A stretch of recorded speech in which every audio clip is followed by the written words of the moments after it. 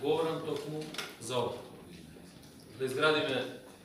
добар систем кој што ќе овозможи вистински луѓе кои што се образовани, кои што се подготвени и понатаму да се едуцираат до животот, да бидат дел од овие служби, службата да биде целосно департизирана и декриминализирана, заради тоа што сега постојат индикации, постојат елементи кои што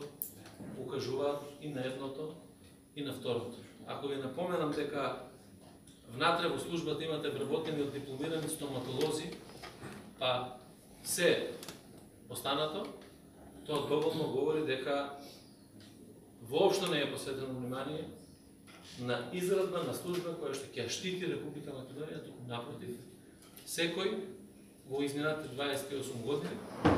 повеќе или помалку, имал интерес да штити лични, да штити политички, да штити бизнес интереси, да штити, ако сакате, и некакви криминални интереси.